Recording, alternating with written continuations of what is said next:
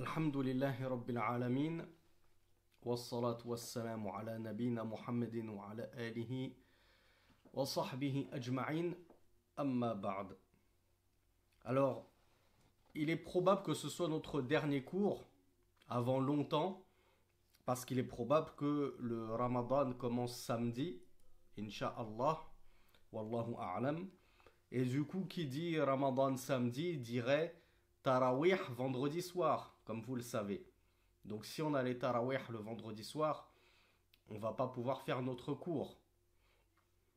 Donc c'est pas trop grave parce que dans tous les cas, Inch'Allah, aujourd'hui, on va tout faire pour terminer notre partie sur Al-Mahr, la dot, même s'il faut que on dépasse l'heure de cours.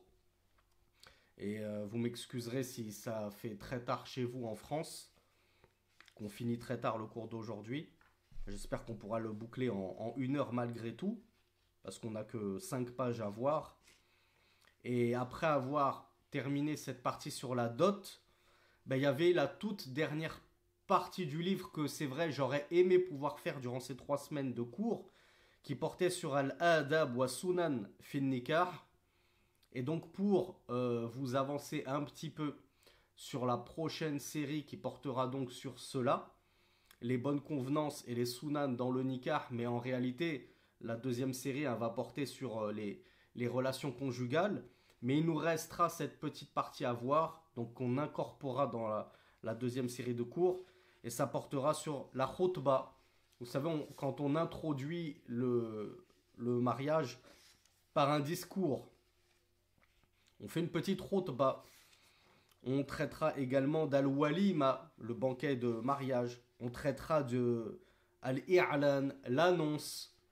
Vous voyez tout ceci. Cheikh Sulaiman al-Ruhaili, hafidhahullah, il les a fait rentrer dans les adab wa sunan, c'est-à-dire dans les bonnes convenances et les sunnah, donc les bonnes guidées prophétiques vis-à-vis du mariage. Il ne les a pas fait rentrer dans les piliers et les conditions du mariage. Donc, alhamdoulilah, à l'issue de ces 3 semaines, avec le cours d'aujourd'hui, on aura vu en tout cas tous les piliers et toutes les conditions du mariage, jusque même la dot qu'on aura vue, puisque ça va être l'objet de notre cours d'aujourd'hui, alors que la dot, elle fait partie des piliers ou des conditions du mariage.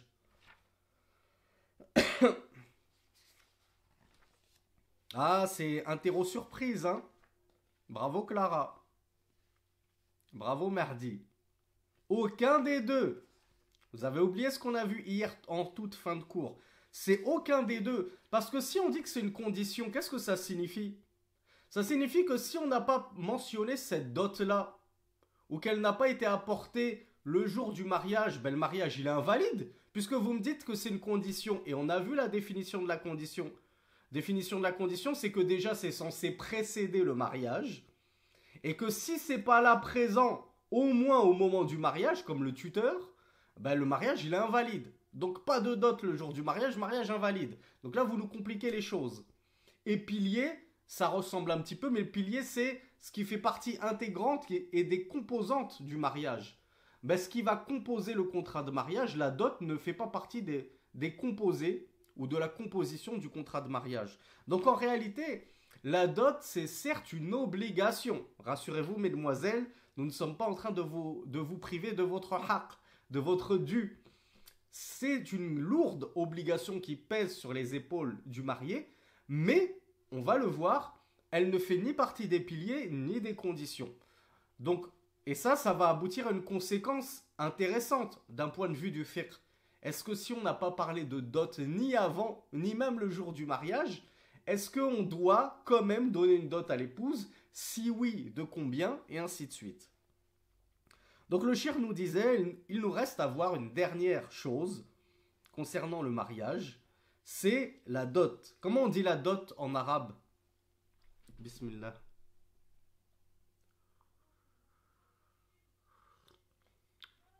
Alors vous m'avez tous parlé de mahr, est-ce que quelqu'un connaît un autre terme?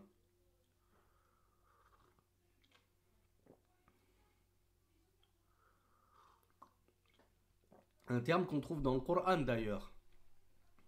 As-sadaq. As-sadaq. Donc soit on parle de mahr, soit on parle de sadaq, la dot de la femme. والمهر ليس من أركان عقد النكاح ولا من شروطه, nous dit d'emblée le Cheikh Sulayman hafizahullah. La dot ne fait ni partie des piliers du contrat de mariage ni de ses conditions. فيصح عقد النكاح ولو لم يذكر فيه المهر. Donc le contrat de mariage sera valide quand bien même on n'aurait même pas évoqué la dot. ولكن لا بد من أن يترتب على النكاح المهر. Cependant, il est indispensable que découlent des conséquences du contrat de mariage une dot. Donc la dot en réalité, c'est pas une condition en amont du contrat de mariage, mais c'est plutôt une conséquence qui va donc suivre et qui vient donc en aval du contrat de mariage. فهو أثر من آثار النكاح اللازمة. Elle fait donc partie des traces qui vont suivre indubitablement le mariage. Elle est essentielle et elle est obligatoire, bien entendu. فإن سمي المهر في العقد فهو على ما سمي وإن لم يسمى فإنه يفرض للمرأة مهر مثلها إن دخل بها زوجها. Alors, si on avait mentionné une dot, que ce soit durant le contrat de mariage ou même on en avait parlé lors de la khitba, est-ce que le mari, il est tenu d'apporter à son épouse après le mariage exactement la dot qu'il lui avait promise lors du contrat de mariage, si ça a été affirmé et comment dire, énoncé? Oui, si on s'est engagé avec le tuteur, parce que je vous le rappelle, hein, je crois que je vous l'aviez dit la première semaine, mais de base, hein, la dot, c'est le tuteur qui la discute, c'est pas la mariée. C'est pas la sœur qui dit moi je veux des crèmes de beauté, je veux des rouges à lèvres, et je veux des jolis vêtements, et je veux des talons de princesse. C'est le tuteur qui connaît l'intérêt de la femme. Qu'est-ce qui va lui être utile? Parce qu'à quoi ça sert une dot? Ben, c'est un certain patrimoine que la sœur va pouvoir conserver en cas de pépin. Bien sûr, elle peut en jouir même s'il n'y a pas de pépin. Elle fait ce qu'elle veut de sa dot. Mais c'est une sorte de sécurité. On ne sait jamais si le mari te divorce. Ça s'est mal passé. On ne sait jamais s'il décède. Mais au moins, tu auras un petit parachute de secours, un parachute doré. Donc si toi, tu commences à demander du maquillage et du vernis à ongles et des DVD, des films, je sais pas quoi, même des talons, qu'est-ce que tu vas faire avec tes jolis talons, mademoiselle, si ton mari te divorce ou ton mari décède? Donc c'est bien d'avoir une dot intéressante pour pouvoir rebondir en cas de souci. Ça ne veut, mais on le verra, n'importe quoi, enfin quasiment n'importe quoi peut servir de dot. Mais on vous dit juste, voilà la hikma, la sagesse pour laquelle, à l'époque, c'était les tuteurs qui décidaient de la dot et qui se mettaient d'accord avec le marié. Donc le tuteur, il sait ce qui est convenable pour sa fille, il sait ce dont elle a besoin, il va pouvoir lui dire, voilà, moi la dot, je la fixe à 500 euros. Moi, je la fixe à 1000 euros. Moi, ma fille, elle a grandi dans le luxe et la luxure et avec un certain niveau de vie, je vais te fixer une dot à 3000.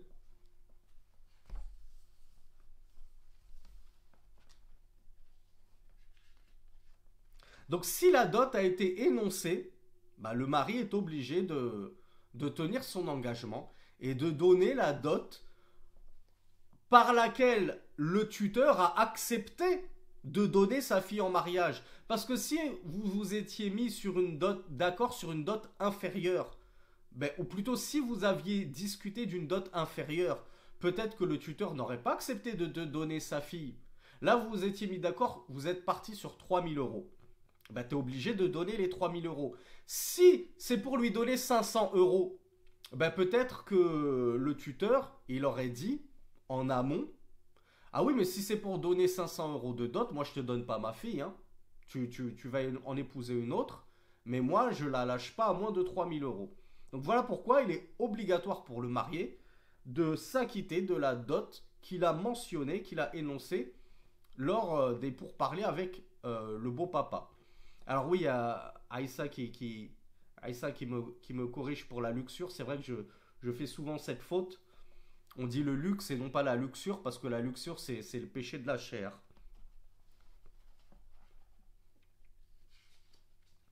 Donc ça, c'est si la dot, elle a été énoncée. Mais si la dot n'a pas été discutée, justement, on a vu, c'est pas le mariage n'est même pas invalide si on n'a même pas parlé de dot. Mais n'empêche que la fille, elle aura le droit à une dot. Du coup, on lui donne combien de dot lorsqu'on n'avait même pas discuté de cette question-là? Ou alors on s'est pas mis d'accord. On en a parlé, on a dit oui, oui, il faudra qu'on lui donne une dot, mais au final, on s'est même pas mis d'accord sur quoi que ce soit. Alors non, Clara, mauvaise réponse. Non, Mohamed, c'est pas ça. Alors non, Altaïr, pas n'importe quoi. On va pas lui donner n'importe quoi, ce serait trop simple. Dans ce cas-là, aucun mari ne discuterait des dots. On ferait exprès d'oublier et d'esquiver le sujet. Et comme ça, après le mariage, on lui donne une bague en fer. Alors il y a Amina qui se rapproche de la bonne réponse. Bravo Mariam. Bravo Dhun Nourain. On a eu pas mal de bonnes réponses. Le cheikh nous dit, si la dot n'a pas été discutée, alors obligatoirement, on devra donner à cette fille la dot moyenne qui se donne dans l'environnement de cette fille. Les femmes de sa famille, généralement, de sa tribu, de son village. En moyenne, combien on leur donne en dot? Ben, chez nous, dans notre village, dans notre famille, généralement, on donne entre 500 et 1000 euros. Eh ben, on fait une moyenne, 750 euros. Donc, tu auras 750 euros de dot. Si on est à Dubaï, hein, on est riche là, nous, dans notre famille, en général, les dots, c'est du 5000 euros. Ben là, mon petit pépère, t'avais qu'à pas oublier, fallait en discuter avant. Parce que là, tu devras allonger 5000 euros parce que c'est la dot moyenne dans l'entourage de cette sœur. Donc si la dot n'a pas été discutée, on lui donne la dot moyenne des femmes de son rang. Des femmes de son rang qui ont la même, comment dire, la même échelle sociale, la même noblesse en termes de généalogie, et ainsi de suite. أما إن طلقها قبل أن يدخل بها فإن لها المتعة. Alors déjà, est-ce qu'il est autorisé de divorcer sa femme après le mariage? Bien entendu, il n'y a pas de divorce sans mariage précédent, mais avant même d'avoir consommé le mariage. Bismillah. Ah, Mohamed Sako me dit non. Ah, Mohamed Sako, si j'ai pas le droit de la divorcer avant d'avoir consommé le mariage, mais après le mariage, bah du coup, je suis obligé d'avoir un rapport avec elle pour pouvoir la divorcer ensuite. C'est quoi ta proposition, Mohamed? Alhamdulillah. Bien entendu qu'on a le droit. Bien entendu qu'il est possible de divorcer sa femme quand bien même on ne l'a même pas encore touchée. Référez-vous à Surat Al-Baqarah. C'est mentionné dans Surat Al-Baqarah. Le shir nous dit donc, si il a divorcé sa femme avant d'avoir pu consommer le mariage, parce que c'est ça que signifie en arabe dakhala biha, ad-dukhul bil mar'a, ou al-bina bana biha, ça signifie consommer le mariage. Eh bien, si tu n'as pas consommé le mariage, est-ce que tu lui dois quand même une dot à cette femme?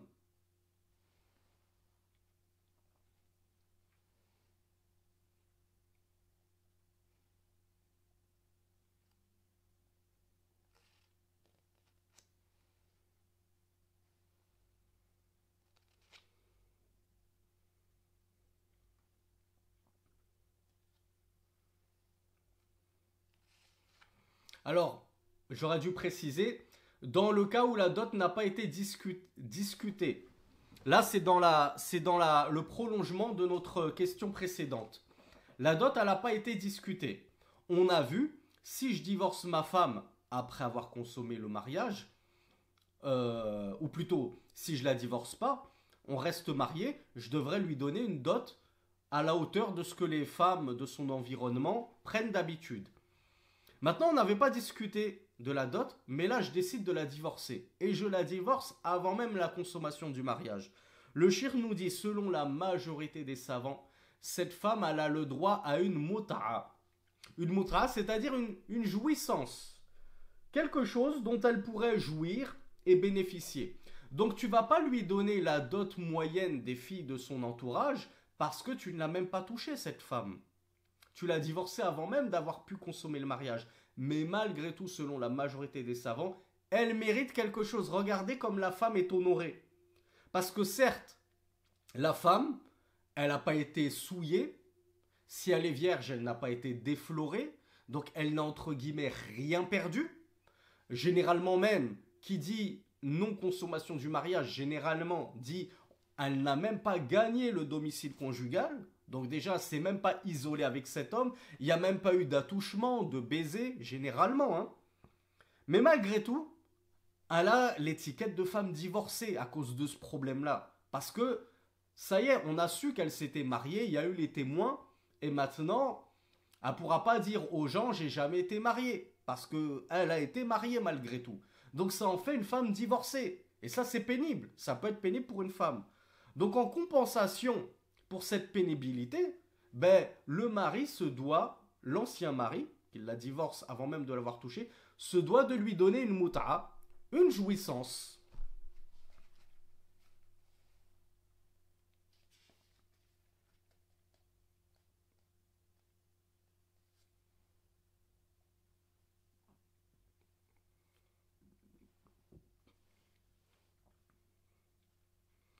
Alors, cher Sulaiman Arouhali, parce que vous pourriez me demander, oui, mais c'est quoi une jouissance à hauteur de combien? Ben, le cheikh nous dit, Bima yutayyibu qalbaha, qui lui donne une chose qui réjouirait son cœur à cette femme. Tu vas pas lui donner 10 euros. On n'est pas bête. Tu te doutes bien que toi-même, si ta femme, si c'était l'inverse, et que tu étais à la place de ta femme, et que ton mari te donnait 10 euros, tu lui aurais jeté au visage. Tu lui aurais dit, tu t'es moqué de moi, tu me maries, ensuite tu me divorces, moi je m'étais fait tout un tas de films, mon compte de fait, etc. Et tu me donnes 10 euros en compensation. Donc tu lui donnes quelque chose qui va pouvoir l'aider à surmonter la douleur et surmonter la tristesse et surmonter cette épreuve. Mais il n'y a pas de montant fixe. Et ça, c'est une obligation chez la majorité des savants. Et chez les malikites, c'est juste mustahab. C'est juste recommandé chez les malikites. Tandis que chez la majorité des savants, c'est obligatoire que le mari donne une chose dont la femme pourrait jouir en guise de compensation et qui pourrait apaiser sa tristesse. L'imam Ibn Qudama rahimahullah avait dit النكاح يصح من غير تسمية صداق من في قول عامة أهل العلم. Le mariage est valide même sans énonciation ou énoncé, je ne sais plus comment on dit ça se dit le mot énonciation, même sans énoncer de la dot, selon la majorité des gens de science. Mais le cheikh Sulaiman de nous préciser, sans évocation, ouais, c'est mieux, l'évocation. Cheikh Sulaiman nous dit lakinnahu la budda fi nikah min as-sadaq. Cependant, ça ne veut pas dire que il n'y a pas besoin de dot dans le mariage. Non, non, la dot, elle est requise. Elle est nécessaire. C'est juste qu'il n'est pas obligatoire et nécessaire de la mentionner lors du contrat de mariage, ni même avant, lors de la khitba. C'est pas une obligation. Mais la dot en elle-même, certes, est une obligation qui découlera forcément du mariage. Allah subhanahu wa ta'ala nous dit wa uhilla lakum ma wara'a dhalikum an tabtaghu bi amwalikum. Et il vous a été autorisé ce qu'il y a outre cela de rechercher par vos biens, c'est-à-dire de rechercher le mariage avec ces femmes par vos biens. Donc on épouse les femmes avec nos richesses, avec notre argent. On se doit de leur donner, enfin argent c'est un grand mot, on va rester dans le terme bien et richesse parce que on le verra, la dot peut être autre chose que de l'argent. autre chose que de la monnaie trébuchante.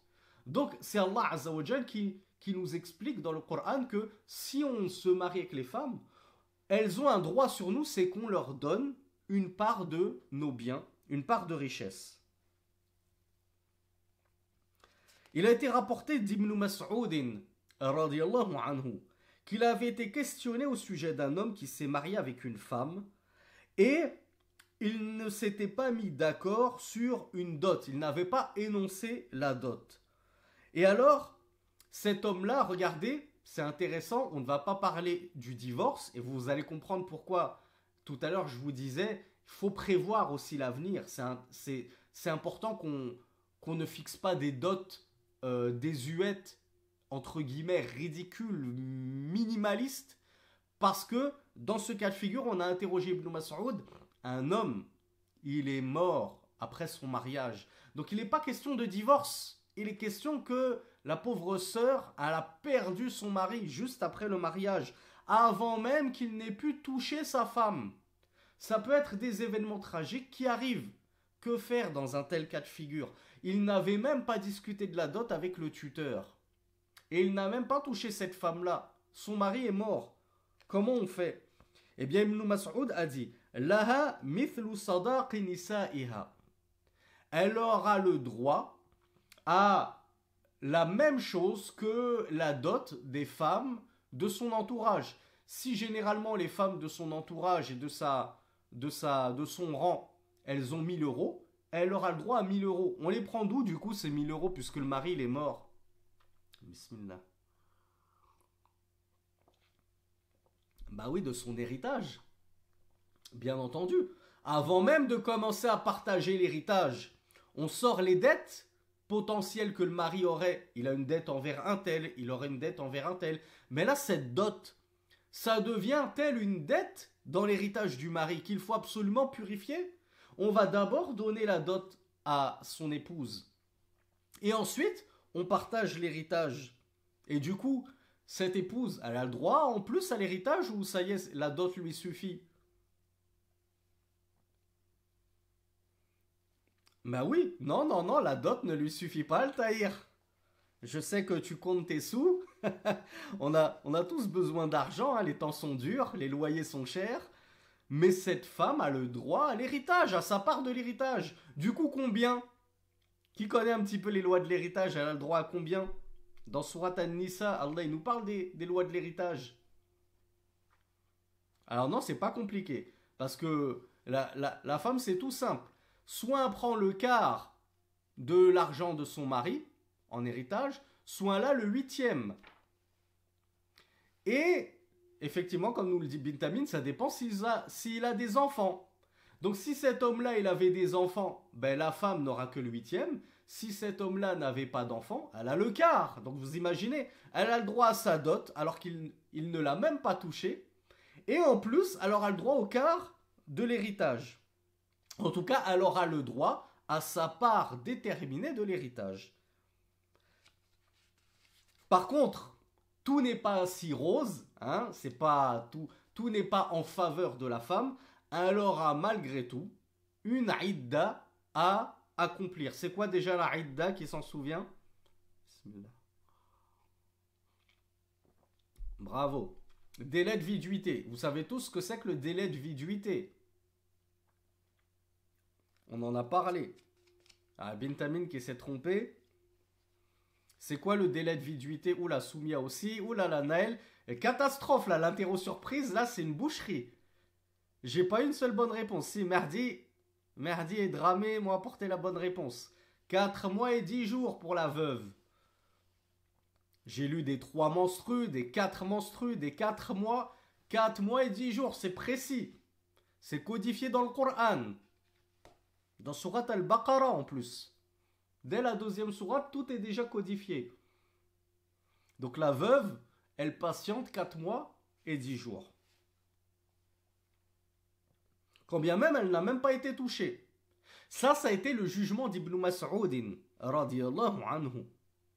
Et un homme avait entendu Ibn Mas'ud, radiyallahu anhu, faire ce jugement-là, prononcer cette fatwa-là, par rapport à ce cas de figure-là. Alors un homme lui a dit فقام معقل بن سنان الأشجعي فقال قضى رسول الله صلى الله عليه وعلى آله وسلم في بروع بنت واشق امرأة منا مثل الذي قضيت رسول. Donc cet homme Mi'qal, il s'est levé, il a dit Rasulullah avait jugé en faveur de Barwa'a, fille de Washiq, du même jugement que le tien, comme tu as jugé toi. Fafariha biha ibn Mas'ud. Alors Ibn Mas'ud s'en est réjoui qu'Allah subhanahu wa ta'ala lui ait inspiré le bon jugement, parce qu'il ne connaissait même pas, il avait fait un ijtihad, un effort de réflexion, et alors Allah lui a inspiré le bon effort de réflexion, et il avait jugé exactement comme avait jugé Rasulullah sallallahu alayhi wa sallam dans une telle situation. Celui qui veut la référence du hadith, c'est dans les Sunan d'At-Tirmidhi, numéro 1145. Est-ce que la femme divorcée prend une part de l'héritage? Bismillah. Vous êtes sûr? On n'a pas une sœur féministe qui se cacherait parmi nous, qui nous dirait si, si. Ah, il y a Abdallah. Abdallah qui nous dit oui, alors c'est quoi ça, sa part de l'héritage, Abdallah, la femme divorcée? C'est combien tu lui donnes?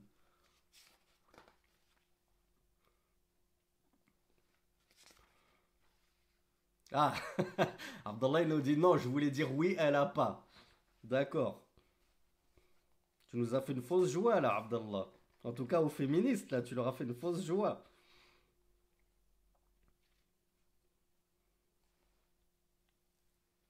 Donc, cette fatwa d'Ibn Mas'ud qu'on a découvert qui était en réalité déjà la fatwa de Rasulullah sallallahu alayhi wa sallam.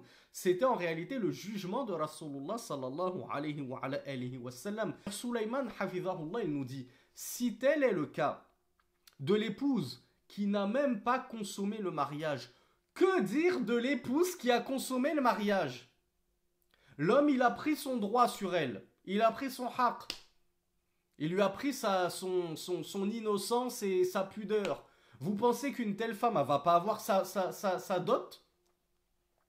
Donc encore, elle est plus en droit encore d'avoir la dot des femmes de son entourage si la dot n'a pas été discutée. Bien au cas du divorce, si la dot elle a été discutée, on s'était mis d'accord par exemple sur 1000 euros de dot.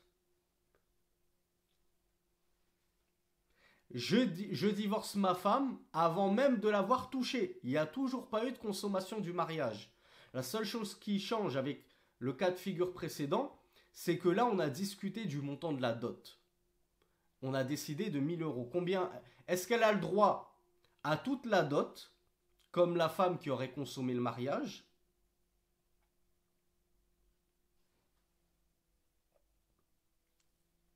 Est-ce qu'elle a le droit juste à une muta'a comme la femme qui n'avait pas consommé le mariage et dont on n'avait pas discuté la dot?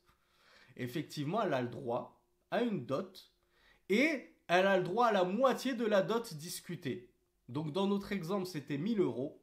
Si la femme se voit divorcée alors qu'on s'était mis d'accord sur une dot de 1000 euros et que le mari l'a divorcée avant même de l'avoir touchée, elle aura le droit à la moitié. Donc فَإِنْ كَانَ سُمِّيَ يعني المهر فَلَهَا نِصْفُ الْمَهْرِ, nous dit le cheikh Sulayman al-Ruhayli. Si on s'était mis d'accord sur 2000 euros et je divorce la sœur avant même de l'avoir touchée, alors elle aura le droit à 1000 euros. Et on répète, si on ne s'était mis d'accord sur rien du tout et que je la divorce avant de l'avoir touchée, elle aura le droit à combien?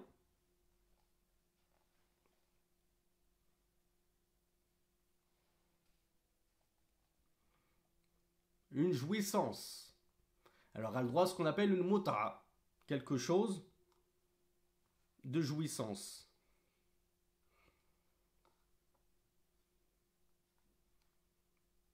Et si, je crois que c'était le tout premier cas de figure qu'on a vu, si on n'avait pas discuté de la dot, mais que j'ai consommé le mariage, alors elle a le droit à combien? Elle aura le droit à quoi? Bravo. Ce qui est donné, la dot moyenne des femmes de son entourage. Donc vous avez bien noté ces 3 cas de figure. Ils sont différents. Chaque cas de figure, il a son jugement propre. Donc, prenez la source, Surat Al-Baqarah, verset 236. Allah subhanahu wa ta'ala nous dit La junaha alaykum in talaqtumun nisaa ma lam tamassuhunna aw tafridu lahunna farida wa matti'uhunna 'ala al-musi'i qadaruhu wa 'ala al-muqtiri qadaruhu mata'an bil ma'ruf haqqan 'ala al-muhsinin. Verset 236 de la sourate numéro 2. Allah nous dit Nul grief contre vous. Si vous divorcez les femmes avant de les avoir touchées ou de leur avoir énoncé une dot, de leur avoir fixé une dot, et donnez-leur une mut'a, donnez-leur une jouissance, gâtez-les d'une certaine jouissance, selon le riche selon sa capacité, et le pauvre selon sa capacité. Donc on voit que même une personne qui n'a pas beaucoup de moyens, le frère qui a divorcé la sœur, déjà il fait partie des pauvres, il n'a pas beaucoup de moyens, lui malgré tout se doit quand même de donner une muta'a à la hauteur de ses moyens à la sœur. Donc on voit que dans tous les cas, la sœur divorcée elle a le droit à quelque chose, elle ne repart pas les mains vides. Au minima, elle repart avec une petite muta'a, une petite jouissance si son mari est pauvre. Dans un cas intermédiaire, elle repart avec une belle mut'a, une belle jouissance si son mari était riche. Dans un autre cas, elle repart avec la moitié de la dot prescrite. Dans un autre cas encore, elle repart avec la dot moyenne des femmes de sa famille. Et dans le plus haut des cas, elle repart avec la dot qui lui était due et fixée. Et sur laquelle on s'était mis d'accord. Vous voyez comme la femme en islam n'est jamais laissée pour compte. Elle n'est jamais privée de son droit. Elle n'est pas lésée de la moindre injustice. En islam, je dis. L'islam est une chose, les musulmans sont une toute autre chose. Et c'est pas la peine de s'égosiller, les féministes, en disant « Ouais, gna gna gna gna gna, l'islam, il est parfait. » Les musulmans, eux, ne sont pas parfaits. Si tu as des doléances et des jérémiades à formuler, eh ben va les formuler au juge, tout simplement. Ils sont faits pour ça. Si tu dois te plaindre, au lieu de te plaindre sur Instagram ou sur Twitter ou je ne sais quoi, plains-toi directement au juge. Et Inch'Allah, il jugera en ta faveur, puisque tu es déjà protégé en islam. On a une charia, on a une législation qui te protège, ma sœur.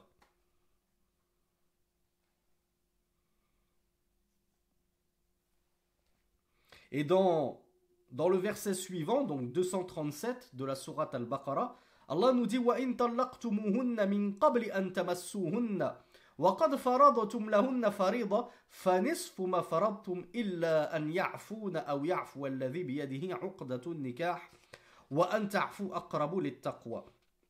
Et là, ça va nous amener au deuxième point qui nous intéresse. Allah Azza wa Jal nous dit, verset 237 de la sourate Al-Baqarah, la vache, et si vous les divorcez avant de les avoir touchés, mais que vous aviez que vous leur aviez fixé un mahr, une dot, alors, c'est-à-dire donnez-leur la moitié de ce que vous leur aviez fixé. Donc on voit que si on divorce une femme avant même de l'avoir touchée, mais que la dot avait déjà été fixée et discutée le jour du mariage, eh bien on se doit de donner la moitié de la dot. Est-ce que c'est dans tous les cas? Ou est-ce qu'il peut y avoir des cas où ça ne se passe pas comme ça? Bismillah.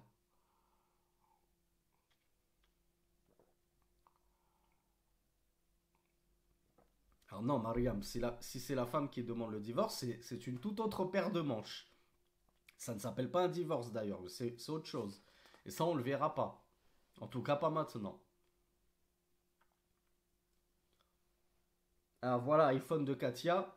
La sœur Katia elle m'a apporté ce que le shir nous mentionne, ou plutôt la suite du verset, parce que je ne l'ai pas lu exprès. Allah nous dit, à moins que elle ne renonce ou bien que leur wali, que leur tuteur renonce. Et c'est-à-dire que vous renonciez de bonne grâce à prendre de cette dot. Et que vous renonciez est plus proche de la piété. Donc, c'est un droit de la femme. C'est une obligation envers le mari de lui donner son droit. La moitié de la dot similaire, la muta'a, toutes ces choses-là, c'est différents cas de figure. Mais Allah nous dit, à moins que la femme ou celui qui possède le mariage dans sa main, c'est-à-dire le tuteur, ne renonce et ne dise, bon écoute, c'est pas de ta faute. Après tout, on a divorcé d'un commun accord, par exemple. On a divorcé d'un commun accord. On s'était peut-être précipité. On va faire machine arrière. On divorce à l'amiable, sans heurts, sans crise, sans coup de poignard dans le dos. Et écoute, c'est même pas la peine de me donner la moitié de la dot. C'est même pas la peine de me donner la dot égale aux femmes de ma famille. C'est même pas la peine de me donner ma moutra. Laisse tomber. J'en veux pas. J'ai déjà des moyens. Mon père, il m'entretient déjà. Donc, si la femme ou le tuteur accepte de bonne grâce, c'est de bonne grâce, c'est eux qui acceptent. C'est eux qui choisissent de renoncer. C'est pas une pression. On te met la pression, on te fait des menaces. De bonne grâce, je renonce à mon droit à cette dot, eh bien c'est possible. Et alors le mari, alhamdoulilah, vous lui aurez enlevé une épine du pied, et il vous en sera forcément très reconnaissant. Et Allah Azza wa Jal, qu'est-ce qui est le mieux? De prendre son haqq, sa dot, ou de laisser tomber, laisser couler? Allah Azza wa Jal nous dit, et le fait que vous renonciez, que vous pardonniez, que vous passiez outre cette dot, cela est plus proche de la piété. Pourquoi? Parce que, comme on l'a vu, après tout, la femme, elle n'a pas beaucoup perdu. Elle n'a pas perdu sa virginité, puisque on est toujours dans le cas de figure où le mari ne l'a jamais touchée. Puisque s'il l'a touchée, c'est un droit. Il lui doit absolument sa dot. On le verra par la suite. Dans tous les cas, la femme, elle peut renoncer à sa dot, même en totalité. Mais dans les autres cas de figure où ils n'ont même pas consommé le mariage, la sœur, elle n'a pas perdu sa virginité. Elle n'a même pas perdu son premier baiser. Elle ne s'est quasiment jamais fait toucher. On n'a même pas gagné le domicile conjugal. La seule chose que j'ai perdue, c'est mon étiquette célibataire endurci. Je n'ai jamais connu d'homme de ma vie. Bon là, j'ai connu un homme, j'ai fait une khitba, je l'ai même épousé. Mais ne vous inquiétez pas, mes sœurs, on n'est pas si méchants que ça, nous les hommes, et on comprend très bien qu'une sœur, elle a pu déjà être mariée et qu'au final, elle est divorcée sans jamais avoir consommé le mariage. Généralement, je ne veux pas parler pour tous les hommes, je ne vais pas me faire l'avocat de tous les hommes, mais nous, ce qui nous dérange surtout, c'est la consommation du mariage. Si la sœur, elle nous dit, voilà, on a été mariés une semaine, mais je ne l'ai même pas rejoint chez lui, on a divorcé, on se dit, bon, ben ça va. Tant que je suis le premier à lui faire connaître l'amour, eh bien c'est le plus important dans tous les cas. Donc voilà pourquoi, à part cette petite étiquette sur le front maintenant, femme divorcée, mais malgré tout, toujours vierge, on espère que nos sœurs sont dans la plupart des cas toujours vierges, eh bien elle n'a pas perdu grand-chose, du coup voilà pourquoi elle peut se permettre de renoncer à son droit, parce qu'elle en a le droit, à cette dot en partie ou cette mut'a. Et si elle le fait, elle en sera bien entendu récompensée de la part d'Allah subhanahu wa ta'ala, puisque c'est un signe de piété. Alors on y vient. Min ahkam il-mahr anna liz-zawja an tusqita al-mahr ba'da thubutihi. Eh bien parmi les jugements relatifs à cette dot, le shir nous apprend qu'il est du droit de la femme, après que le mahr lui ait été fixé, de renoncer à cette dot. Donc si le mari lui avait fixé 3000 euros et qu'il lui donne ensuite par exemple les 3000 euros, ou bien qu'il lui donne la moitié parce qu'il l'a divorcée avant de l'avoir touchée, dans tous les cas, la femme a le droit de renoncer à cette dot et de la remettre à son mari ou à son ex-mari, de la restituer. En partie ou en totalité. Si le mari t'a fixé, et ça c'est même dans le cas du mariage, Même sans parler de divorce. On est un couple heureux. Et ça y est, mon mari m'a remis mes 3 000 € de dot. Une semaine après le mariage, il m'a donné ma dot. Comme on a vu, il n'y a pas spécialement de délai. Le mariage, il est quand même valide. Hein. Ça répond à un grand nombre de questions qu'on nous pose. Ça fait une semaine, 2 semaines, un mois qu'il m'a toujours pas donné ma dot. Est-ce qu'on est toujours mariés? Oui. Est-ce que j'ai le droit de continuer à m'offrir à lui ou on est dans la zina? Oui, tu as le droit de t'offrir à lui. Vous n'êtes pas dans la zina. Rassure-toi, ma sœur. C'est juste que le mari, c'est qu'il n'oublie pas que c'est une dette qui pèse sur ses épaules. Parce que s'il meurt, on prendra cette dette de son héritage. S'il divorce, le juge l'obligera à te payer, à te donner cette dot. Donc ne t'inquiète pas, c'est ton droit. Et tu l'auras, Inch'Allah, dans tous les cas. Même si ton mari tarde un petit peu. Mais si la sœur décide, pour aider son mari, de lui dire, écoute, la dot, c'était juste pour faire bonne figure devant mon père, pour ne pas qu'il soit... Parce qu'il est un peu dur, il a très peur pour moi, mais je vois que ça se passe très bien avec toi, que tu es un bon mari, que tu m'honores, etc. Je vais te la rendre pour t'aider, parce qu'on n'a pas beaucoup de moyens. Eh bien, c'est tout à fait permis, et la sœur est dans son droit. Elle peut lui rendre l'intégralité de la dot, tout comme elle peut lui rendre une partie de la dot. Je te rends le tiers pour t'aider. Fils abilillah. N'est-ce pas une belle aumône qu'une femme donne à son mari, qui est le plus en droit des gens à recueillir l'aumône de cette sœur, si ce n'est ses parents et son mari, qui travaillent à la sueur de son front, mais parfois il a du mal à boucler les fins de mois, ils peuvent avoir des enfants, des charges, ils ont fait la hijra, etc. Ben là, il n'y a pas de mal à ce que la sœur aide son mari en lui donnant une partie de sa dot, en lui restituant une partie de sa dot. Allah Azza wa Jal nous dit dans le verset numéro 4 de la sourate numéro 4, la sourate la femme, وَآتُوا النِّسَاءَ صَدُقَاتِهِنَّ نِحْلَةً فَإِنْ طِبْنَ لَكُمْ عَنْ شَيْءٍ مِّنْهُ نَفْسًا فَكُلُوهُ هَنِيئًا مَرِيئًا. Allah Azza wa Jal nous dit, et donnez aux femmes leur dot. Si elles y renoncent de bonne grâce, si elles renoncent à quoi que ce soit de cette dot, de bonne grâce, c'est ça la condition, de bonne grâce, c'est pas sous la pression, sous la contrainte, sous la menace, alors mangez-le tranquillement, librement. C'est ta femme qui de bonne grâce a fait une sadaqa, elle a renoncé à une partie de sa dot, il n'y a aucun mal à accepter un tel cadeau de son épouse.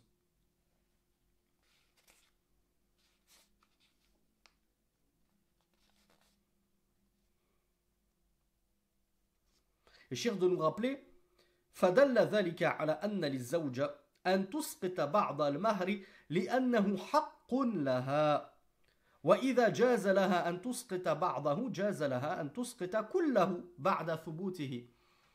Le shir nous dit que ce verset indique que la femme, l'épouse, a le droit de renoncer à une partie de sa dot car c'est son droit. Allah Azza wa Jal nous explique que cette dot c'est un droit de la femme. Qu'est-ce qu'on en comprend? On en comprend cette triste chose dont certaines sœurs me font part, c'est que parfois le tuteur s'approprie une partie de la dot.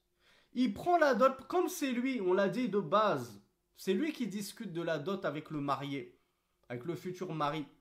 Eh bien, il y en a qui prennent la confiance et qui se disent, moi j'ai négocié un gros tarif, c'est pour me faire plaisir, c'est pour prendre en partie une partie des frais de la fête. Hein, moi j'ai fait une grosse fête, j'ai voulu inviter tout le quartier, tout le village. Ça m'a coûté beaucoup d'argent. Ben, je vais me servir dans la dot de ma fille.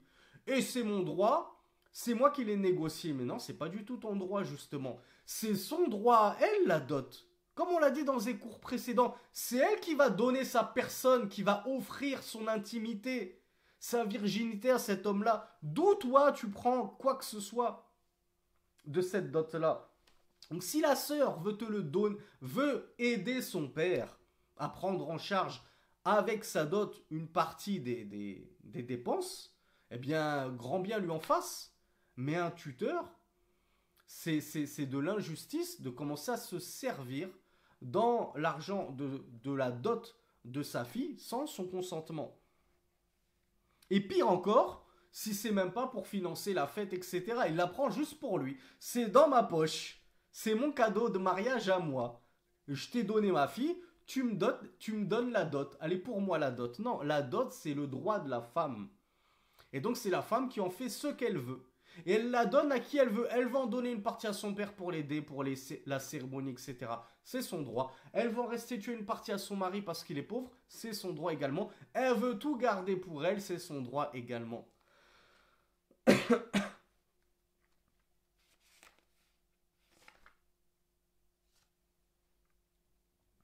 Ensuite, une question très intéressante. Au niveau de la dot, est-ce que on peut exagérer et demander beaucoup d'argent? Est-ce que la dot elle peut être très importante ou il y a des limites? Faut pas abuser. Les sœurs, c'est pas du bétail. Bismillah. Le Cheikh Sulaiman, hafidhahullah, il nous dit Yajuzu fil mahri an yakuna kathiran. Il est autorisé dans la dot à ce qu'elle soit beaucoup d'argent, beaucoup de richesse. En effet, Allah subhanahu wa ta'ala, dans la sourate Les Femmes toujours, verset numéro 20, il nous dit Wa in aradtum istibdala zawjin makana zawjin wa ataytum ihdahunna qintara fala ta'khudhu minhu shay'a ata'khudhunahu buhtanan wa ithman mubina.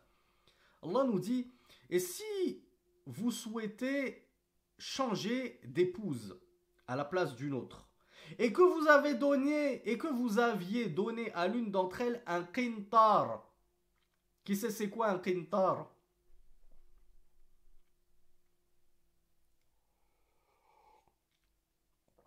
Mais je crois qu'en français on traduit ça par quintal.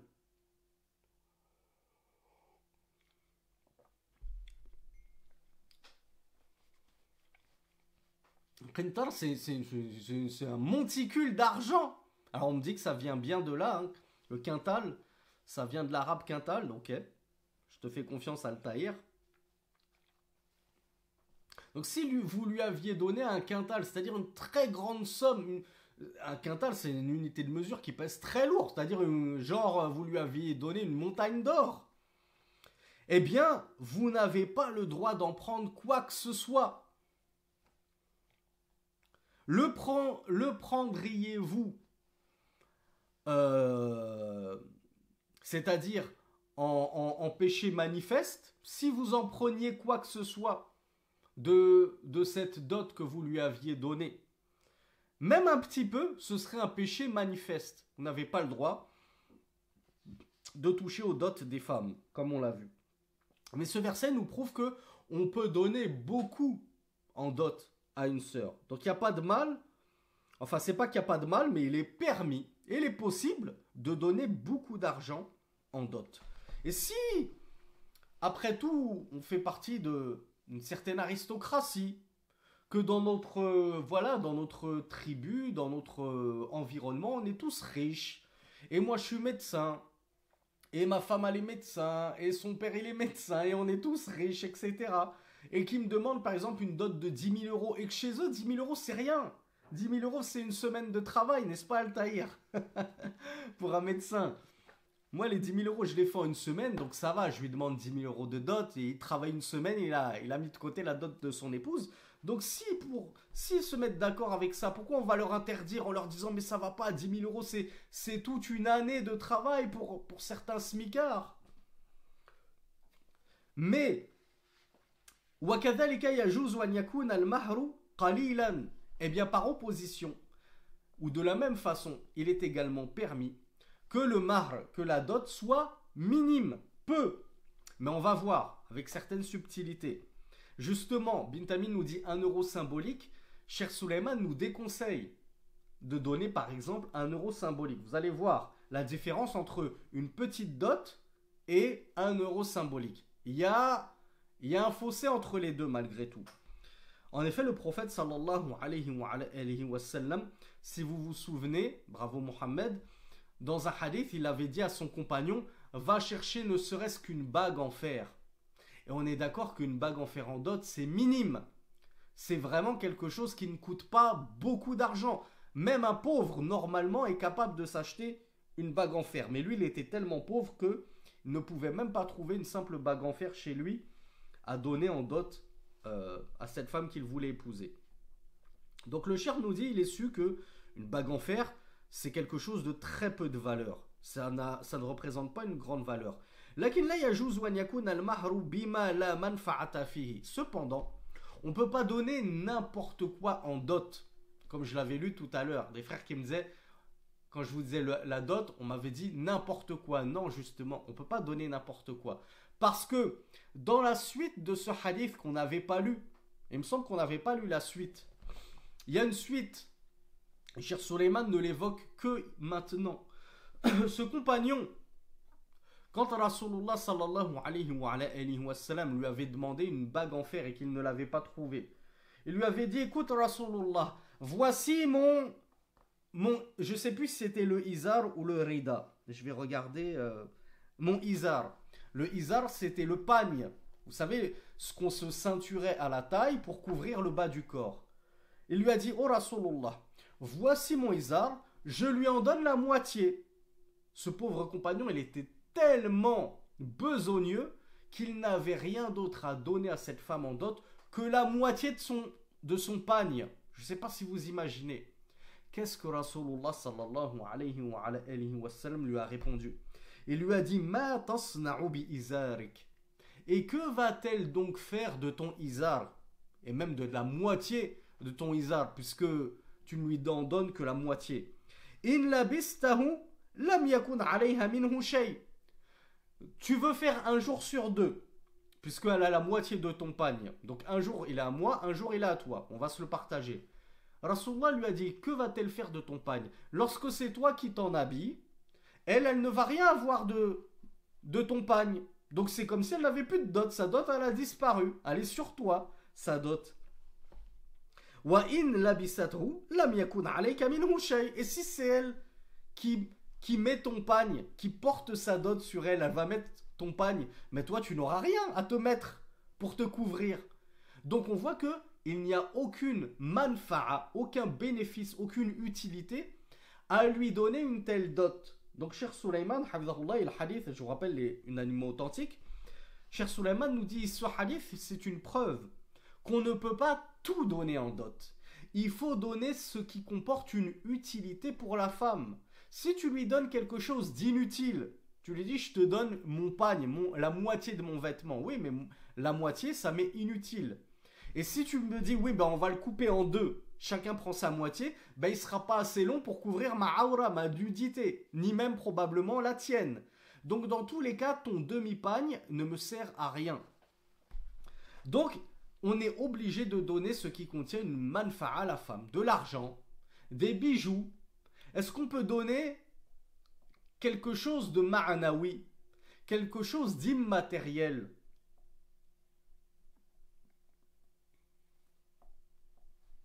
Bravo, vous vous en souvenez, on l'avait évoqué. On peut donner quelque chose d'immatériel, qui n'est pas palpable, comme un enseignement. Et justement, la dot de cette femme dans ce hadith-là, Rasulullah lui avait dit, est-ce que tu connais du Coran par cœur? Il lui avait dit oui, je connais telle et telle sourate. Il lui avait dit, eh bien enseigne-lui ces sourates que tu connais par cœur.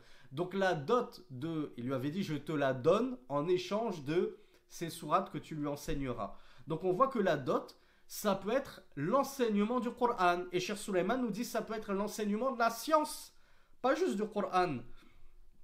Est-ce que l'enseignement de la science, c'est quelque chose de matériel, palpable ou immatériel? C'est immatériel. Est-ce que ça comporte en soi un bénéfice ou c'est inutile? Mais quel bénéfice plus grand? Je suis sûr qu'on a beaucoup de sœurs parmi nous là. À notre dernier cours, on est encore quasiment 100, ça fait vraiment plaisir. On voit à quel point elles sont motivées, elles ont la rage de vaincre, elles veulent acquérir de la science. C'est le plus beau des cadeaux que de donner comme ça de de la science à son épouse. On peut lui offrir des livres de science, on peut lui payer une année dans un institut de langue arabe, des choses comme ça. Tant qu'il y a une utilité, la dot est valide. Donc, le shir de nous rappeler qu'est-ce qui est meilleur du coup? C'est de donner une grosse dot ou une petite dot? Voilà, bravo. Le terme adéquat, c'est une dot facile. Tant que c'est facile, alhamdoulilah, ce sera un mariage béni comme on le verra. Le shir nous dit ce qui est meilleur et ce qui est même sunna. La sunna dans le sens de recommander et de guider prophétique sur laquelle reposait le prophète sallallahu alayhi wa sallam, c'est d'alléger et d'assouplir les montants des dots. Parce que alléger et assouplir le montant d'une dot, ça va attirer la baraka, premièrement, dans ton couple, dans ton mariage. Mais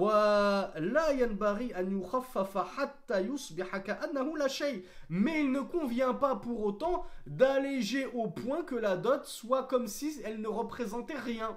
Comme le disait la sœur, un euro symbolique, non.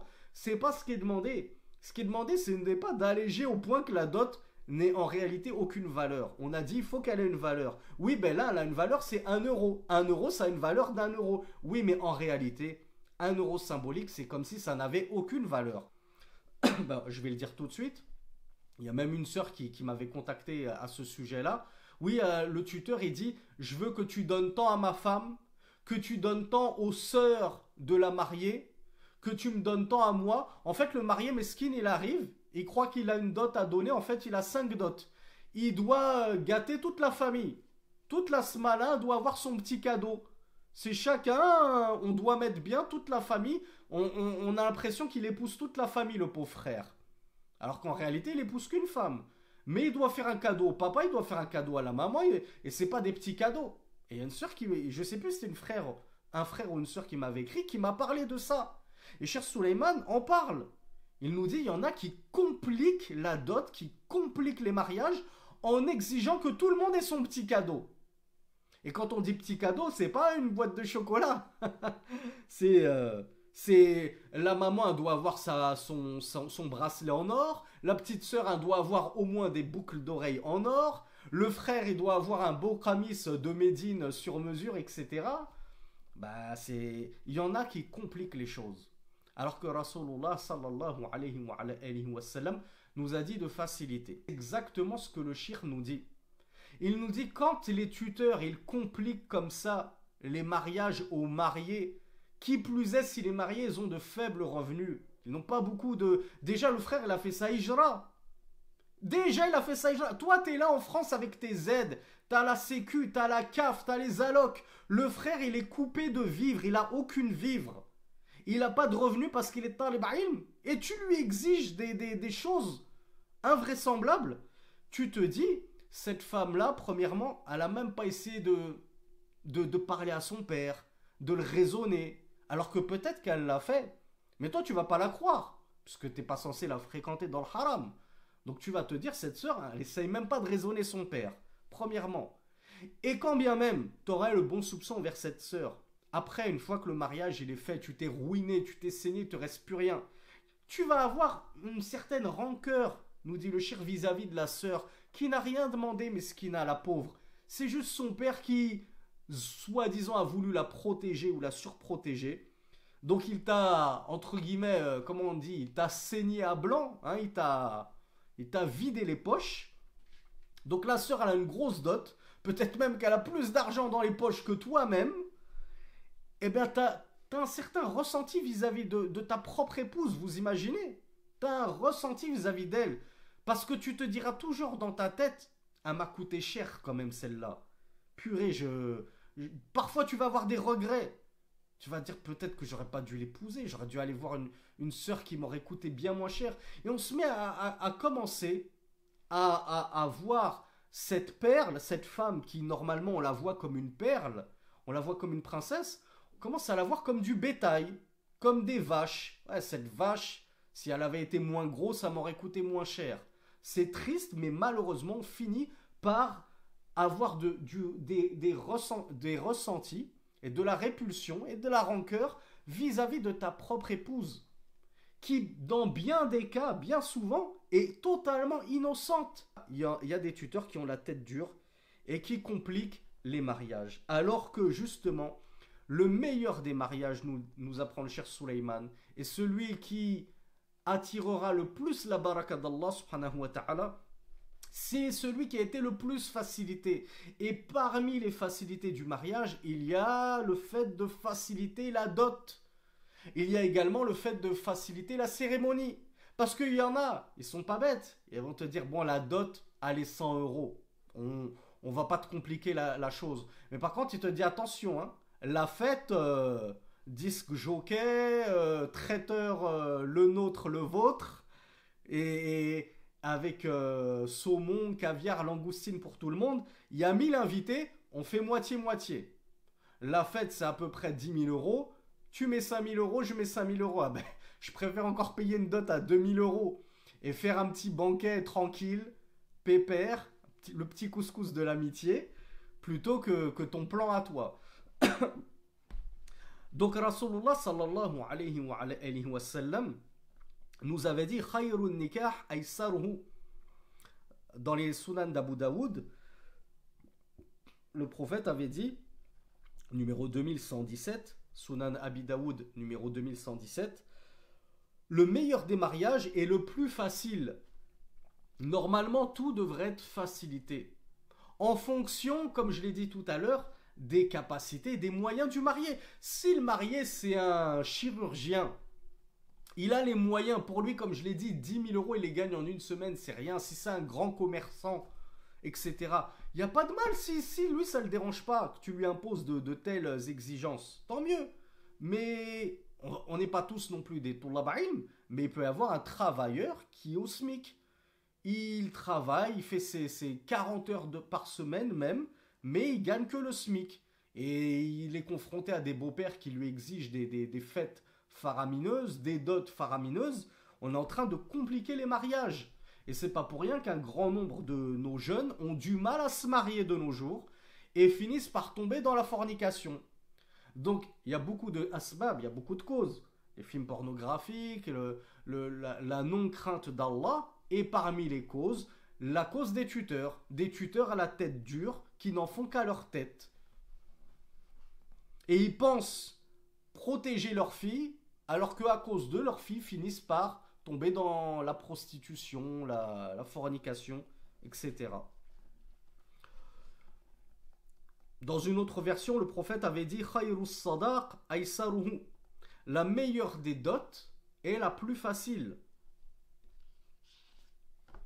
Le prophète avait également dit Min yumnil mar'ah tashilu amriha wa qillatu sadaqiha. Là, il avait tout résumé. Dans ce hadith rapporté par Ahmed, numéro 24478, le prophète avait dit fait partie de la baraka de la femme, la bénédiction de la femme, qu'on facilite son affaire. C'est-à-dire qu'on facilite tout le mariage. Du début à la fin, ça doit être facilité. وَقِلَّةُ صَدَاقِهَا. Et la légèreté, la petitesse de sa dot. Le shir commente min yumnil mar'a ay min barakatil mar'a. Donc parmi la bénédiction de la femme, tashilu amriha, le fait de faciliter son affaire, fala yughala fi at-talabati wa yushaddadu ala az-zawj. Donc parmi la facilité de l'affaire, le fait qu'on n'exagère pas dans les demandes, dans les exigences, et qu'on ne complique pas au marié, parce que c'est généralement le marié qui va devoir assumer toutes ces exigences avec son porte-monnaie personnel. وَيُقَالُ لَهُ مَثَلًا الْمَهْرُ كَذَا وَكَذَا هَدِيَّ لِأُمِّهَا وَكَذَا هَدِيَّ لِأَخَوَاتِهَا وَكَذَا هَدِيَّ لِأَبِيهَا وَلَا بُدَّ مِنْ سَفَرٍ.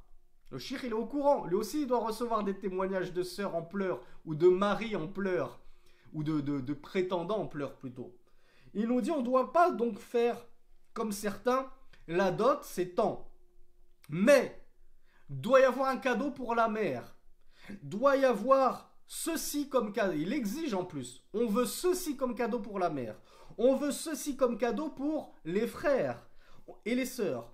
On veut ceci comme cadeau pour le père. Et il est indispensable aussi de lui payer un voyage. Bah, qu'est-ce qui lui manque à part la voiture? À part la BMW série 1? Qu'est-ce qui manque là?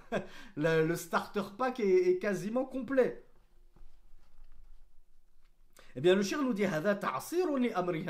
ça, c'est le fait de compliquer son affaire à cette femme-là. On lui complique son mariage, on n'est pas en train de lui faciliter.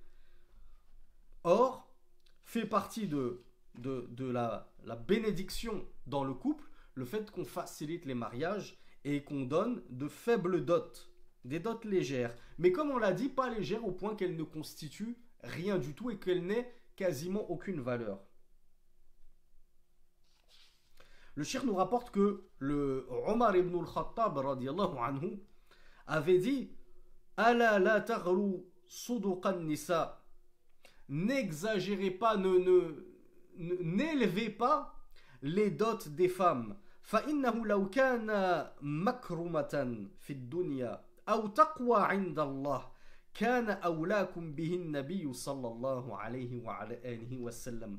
Qu'est-ce qu'elle est incroyable cette parole de Omar. Elle est pleine de sagesse et de sagacité et de perspicacité. Omar ibn al-Khattab a dit n'exagérez pas, n'élevez pas les dots des femmes. Certes, si la dot, si la grandeur et la hauteur de la dot était une makrouma, c'était un honneur, parce que, eh bien, si le fait d'élever la dot comme ça, avec une dot élevée, c'était une makrouma, c'était un honneur pour la femme. Ouais, ma fille, elle coûte cher. Je la lâche pas à moins de 20 000 euros. Si tu n'es pas prêt à mettre 20 000 euros, c'est que tu la mérites pas. C'est que tu n'honores pas ma fille à sa juste valeur. Donc si l'élévation, la hauteur de la dot, c'était une makrouma, c'était un honneur dans cette dunya, ou bien que c'était une crainte d'Allah. Voilà, si tu crains Allah, tu dois mettre un haut montant. Si tu alignes pas à sa juste valeur la dot de ma fille, c'est que tu crains pas Allah, c'est que t'es pas un pieux, c'est que t'es pas un vertueux. Eh bien, il nous dit, le premier à l'avoir fait, le premier qui l'aurait fait, c'est-à-dire d'élever la dot, si c'était un signe de piété ou que c'était un honneur pour la femme, ça aurait été qui le premier à le faire? Ça aurait été Rasulullah sallallahu alayhi wa sallam. Or, le prophète sallallahu alayhi wa sallam ma asdaqa imra'atan min nisa'ihi wala usdiqat imra'atun min banatihi akthara min 12 uqiya wa inna ar-rajula la yughli bi sadaqati imra'atihi hatta yakuna laha adawatun fi nafsihi wa hatta yaqula kulliftu lakum al-qirba. Et ce que je vous disais sur la rancœur qu'on peut ressentir vis-à-vis de son épouse, c'était même pas la parole de Cheikh Suleiman al-Ruhaili, c'était carrément la parole de Omar ibn al-Khattab radiyallahu anhu. Omar ibn al-Khattab nous dit or Rasulullah sallallahu alayhi wa sallam n'a jamais donné en dot à ses femmes ni même n'a fixé la dot de ses filles de plus de 12 000 onces d'argent. Alors le terme c'est al-awqiya, c'était leur monnaie de l'époque. J'avais fait il y a des années dans une vieille vidéo, pour ceux qui l'auraient regardé, c'était un cours à la mosquée, j'avais calculé que c'était l'équivalent de 700 euros. Mais honnêtement, je me demande est-ce que mon calcul il est bon, compte tenu du fait que il m'était impossible d'évaluer l'inflation. C'est-à-dire, moi, je vous ai fait les calculs par rapport à ce que ça représentait s'il n'y avait pas eu d'inflation. Donc, la dot du prophète, sallallahu alayhi wa sallam, qu'il avait donné à ses femmes et qu'il avait fixé pour ses filles, c'est l'équivalent de 700 euros, inflation non comprise, non prise en compte. Peut-être qu'avec l'inflation, ça aurait fait plus. Peut-être que ça aurait fait moins. Je ne saurais vous dire. Je ne saurais vous dire. Tout ce que nous dit Cheikh Souleymane Al-Ruhaili, c'était que cette dot-là, à l'époque, elle représentait une faible somme. Il nous dit que c'était pas très très faible, mais ce n'était pas non plus beaucoup. C'était plus proche de la faible somme que de la grosse somme. En gros, c'était entre la faible somme et la moyenne somme. Donc vous voyez, c'était une dot facile qu'il donnait à ses propres épouses et qu'il fixait pour ses propres filles. Ni une somme dérisoire, mais c'était en dessous de la moyenne. Et c'était très loin d'être une grosse somme. Et c'était notre modèle. Et c'est lui qui avait su quelle était la meilleure des dots à fixer pour attirer le plus la baraka. Donc Omar ibn al-Khattab poursuit. Et il nous dit, certes l'homme va exagérer dans la dot de sa fille jusqu'à ce qu'elle devienne, jusqu'à ce que sa fille devienne une ennemie. C'est-à-dire pour son mari qui va devoir allonger les billets 1000, 2000, 3000, 5000 euros, 10 000 euros. Tu vas tellement exagérer dans la dot de ta fille que ta fille va devenir un ennemi, adawa. Il va y avoir de l'inimitié, de la haine entre les conjoints, subhanallah, à cause de toi. Et jusqu'à ce qu'il en vienne à dire le mari, et ça c'est une expression arabe, en gros, pour t'acheter, j'ai dû tout dépenser, et j'ai tout acheté, j'ai dû tout prendre en charge, jusque même à la lanière de l'outre. La lanière de l'outre. Vous savez ce que c'est qu'une outre? À l'époque, ils buvaient dans des outres comme ça, et on les accrochait comme ça sur le mur, sur un clou, avec une lanière, une anse. Ben, l'expression c'est « j'ai même dû te payer l'anse de l'outre ». Même ça, il a fallu que je la prenne en charge. J'ai tout payé pour toi, tellement vous m'avez ruiné. Regardez comment on finit par avoir du ressenti envers sa propre épouse qui, comme je l'ai dit dans bien des cas, n'a rien demandé et est totalement innocente par la faute des tuteurs qui exagèrent dans les dots et qui compliquent les mariages. Et ce très beau athar de Omar ibn al-Khattab, radiallahu anhu, vous pourrez le retrouver dans les Sunan d'An-Nasa'i sous le numéro 3349. Et on peut aussi en trouver une version similaire dans les Sunan d'Abu Daoud ou d'Abi Daoud, numéro 2106. Donc An-Nasa'i 3349, Abu Daoud 2106.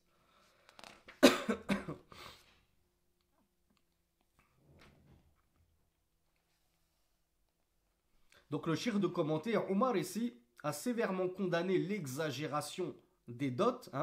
Il y en a qui, notamment les féministes, qui nous citent la parole d'Allah. Oui, ben regardez, Allah il a dit, si vous aviez donné à l'une d'elles un quintal, un qintar, eh bien ça prouve que Allah il nous montre qu'on peut donner beaucoup. Oui, on peut donner beaucoup, c'est pas interdit de donner beaucoup. Mais Rasulullah, comment il a compris ce verset? Est-ce qu'il donnait beaucoup pour suivre ce verset-là?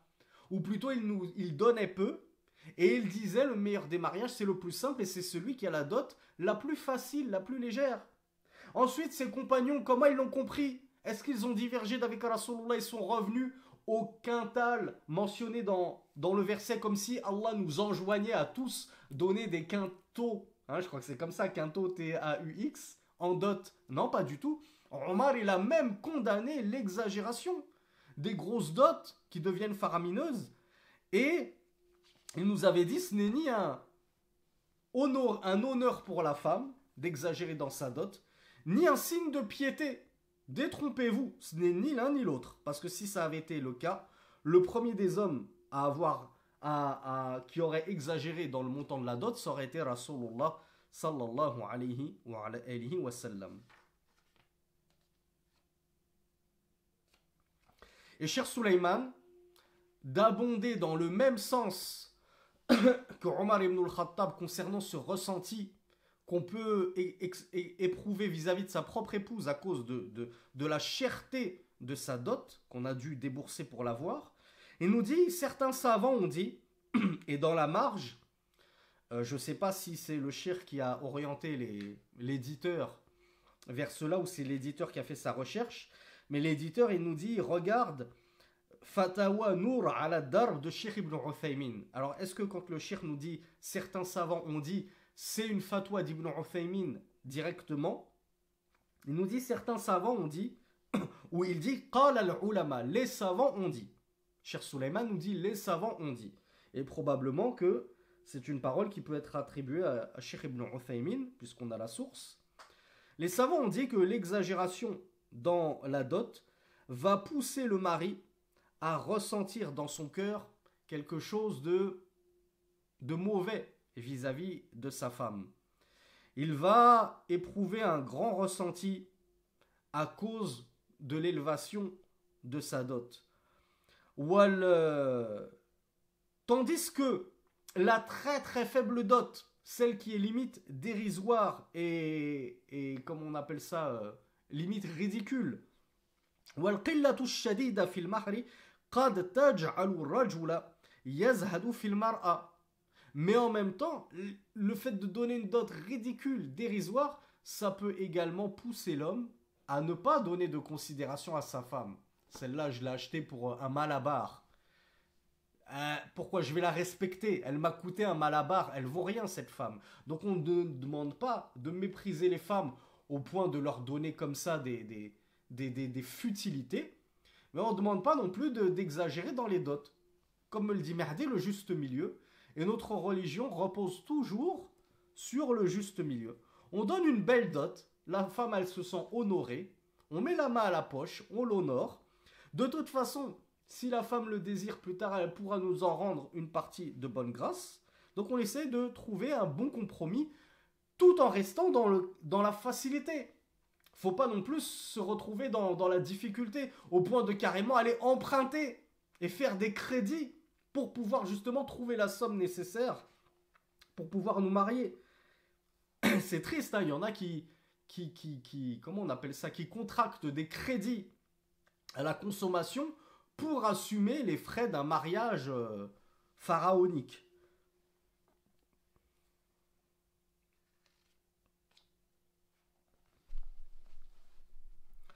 Donc les savants, le Cheikh Suleiman poursuit les propos de ces savants qui vont dire lorsqu'il y a, alors par rapport à ces deux extrêmes, l'extrême cherté de la dot ou l'extrême pauvreté de la dot, dès qu'il va survenir un problème dans le couple, si la dot elle a été extrêmement chère, eh bien le mari va lui dire Aslan anti at'abtini min al-asl. Toi déjà de base, tu m'as fatigué dès le premier jour où je t'ai acheté en gros. Déjà tu m'as coûté tellement cher, dès le jour où on s'est marié, déjà tu m'as fatigué, tellement tu m'as coûté cher. Donc à chaque fois qu'il y aura des problèmes avec l'épouse, on va lui rappeler combien nous a coûté cher. Alors écoute, tu m'as coûté 15 000 euros, fais-toi discrète, fais-toi petite et écrase. Hein? Quand on coûte aussi cher que toi, on y va mollo mollo. On se fait discrète. Donc ça c'est pour celui qui l'aurait acheté très cher. Mais celui qui l'aurait pas acheté cher du tout, bah, s'il y a un souci, بالعكس إذا كان المهر قليلا جدا وصارت مشكلة قال لها لو كنت غالية أصلا ما زوجك أبوك بدرهم. Ah, oh le coup bas. Là c'est un coup bas, c'est un coup en dessous de la ceinture comme on dit. Le frère, le mari, s'il y a un souci avec la femme et qu'il n'a quasiment rien déboursé pour l'avoir, eh bien s'il y a un souci, il va lui dire si tu étais cher de base, parce qu'il y a Bin Hassan qui me dit est-ce que le shir utilise le mot acheter? Eh bien en arabe il a dit laou kunti ghaliya, si tu étais cher, si tu étais précieuse, eh bien de base ton père ne t'aurait pas marié pour 1 dirham de dot. En gros voilà, comme ta dot elle m'a représenté 5 euros, si tu étais précieuse, que tu méritais qu'on te donne de la considération, etc., ton père ne t'aurait pas lâché pour seulement 5 euros, pour 1 dirham. Et le shir de nous rappeler Khayrul umur al-wasat, alladhi la yuthmiru illa khayran wa la yahtamilu sharran. Et bien sûr, la meilleure des affaires, c'est toujours le juste milieu, dont ne découlera aucun mal et qui n'apportera que du bien. هذا والله أعلم وصل اللهم على نبينا محمد سبحانك اللهم وبحمدك أشهد أن لا إله إلا أنت أستغفرك وأتوب إليك